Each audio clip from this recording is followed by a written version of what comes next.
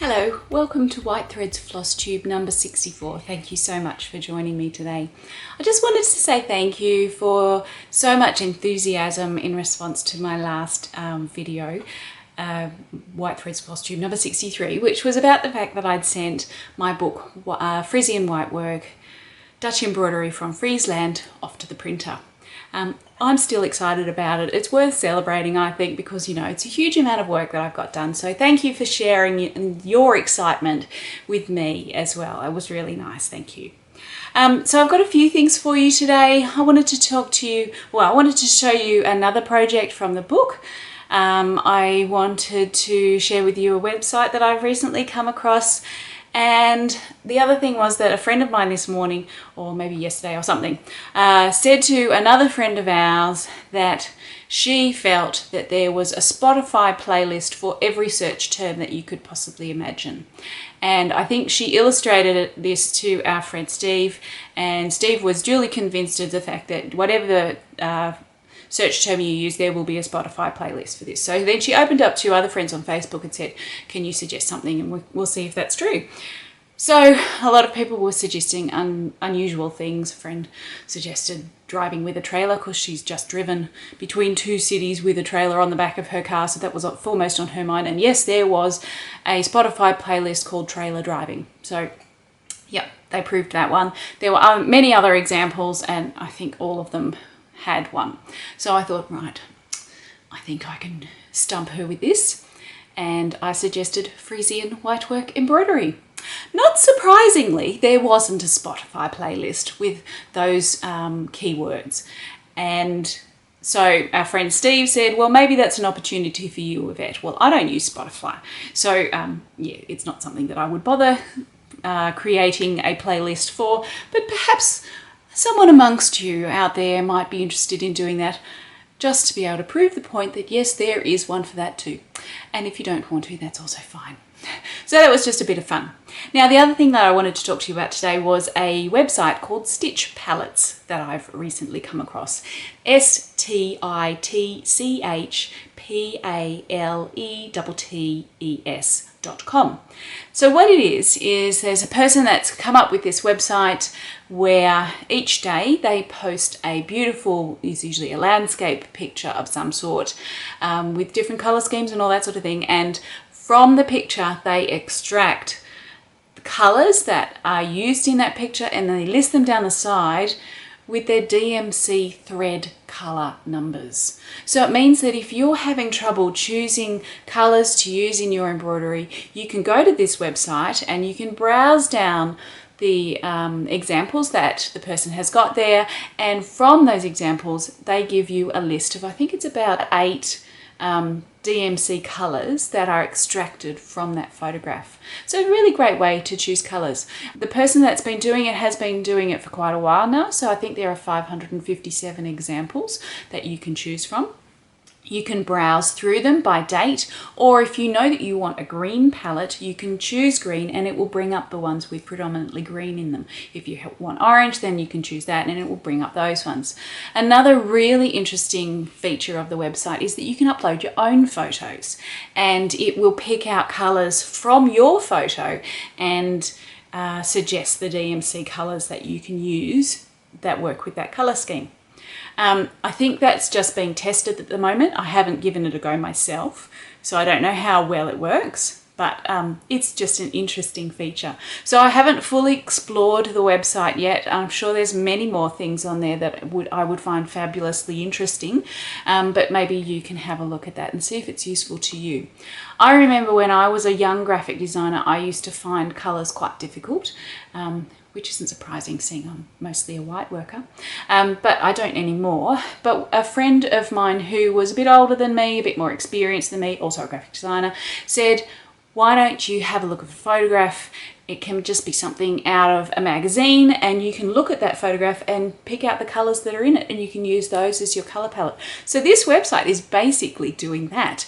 But instead of just having colours, which we would use in graphic design, they've given you the colour numbers for the DMC threads so that you can use it in your embroidery. So I think that's going to be a really great resource for many people. I'm sure many people are already using it because it's been going for, I think, 557 days. But yeah, it was new to me and I thought it might be new to you, so I wanted to share it with you. Now, today's project from the book that I'm going to show you. So the book is Frisian Whitework Embroidery. No, it's not. It's Frisian Whitework Dutch Embroidery from Friesland. That's the title. So today's project is a monogram cushion, and you can see it's got a Y and an S because they are my initials for Yvette Stanton.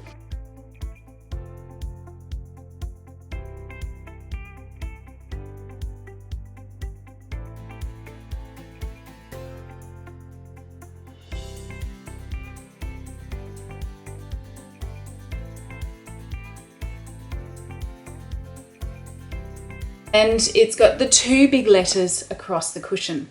Now, letters like this are a real feature in Frisian Whitework. They often used them on the sheets that they made for their bed, and they would have usually cut work like this, and they'd be highly decorative and they'd be big. This is worked on 36 count linen. They worked on, I think the highest one that I saw was 100 count linen. So for it to be a big letter on 100 count linen, it would need to be, well, if it was going to be this big, it would need to be three times the size to actually come out the same size on 100 count linen. That just boggles the mind. Anyway, so this is only on 36 and I've got a Y and an S. The book has all of the letters of the alphabet, and it's got all of the letters of the English alphabet. So Dutch doesn't have quite the same letters as we've got, they miss a few. And so in doing the alphabets for the book, so there are a couple of bonus alphabets that are not used in any projects, but I just wanted to include them so that people could personalize their projects with a monogram if they wanted to.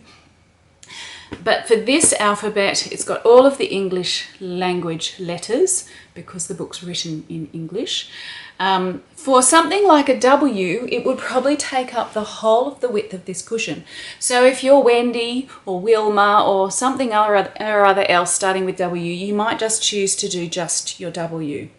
If you wanted to do the second letter as well, or the third, you could just make the whole thing a bit longer. And that's your choice to do that. The M, the H, the N, and probably some of the others, they're also quite wide, so you might choose to just use one by itself. I was able to use two because mine are fairly standard size letters. The book does give instructions on how to take the two letters, or three if you want, that you're going to use and put them together to make your chart to stitch off. It's got the instructions of how to do that. And yeah, so you can choose your letters and put them together on your cushion. So the cushion itself, like the motifs, are made up of two main motifs. So there's one which has not got any cut work, it's got satin stitch and eyelets, and then there's this one which is a cut work eyelet, and it uses, I think the stitch is called buttonhole arcs with twisted rays. Yeah, I think that's what it is. They're a little bit complicated, so if you've never done anything like that before, I do suggest you give it a try elsewhere first so that you don't put it on your magnificent cushion while you're still practicing. Around the motifs there is more satin stitch, there are more eyelets, and there's lots and lots of little curlicues like this that are worked with whipped back stitch.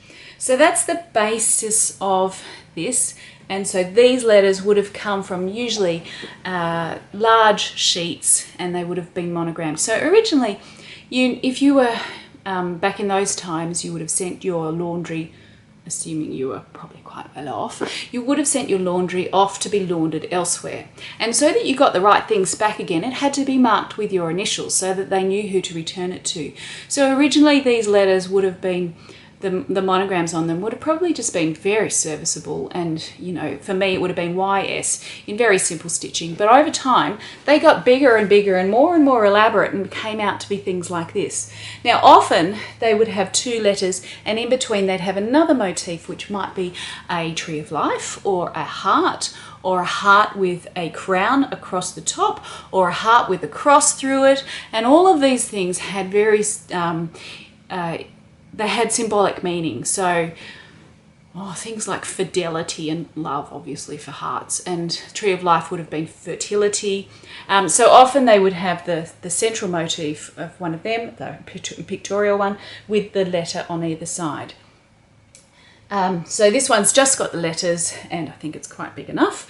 But if you need to, you can make the whole thing longer so that you can fit as many letters on it that you want to. I mean, if your name is Liz, you might be able to put L-I-Z, I don't know. So yeah, up to you how you make that. Now on the side of this, I've used piping, which uses a fabric from Dutch heritage.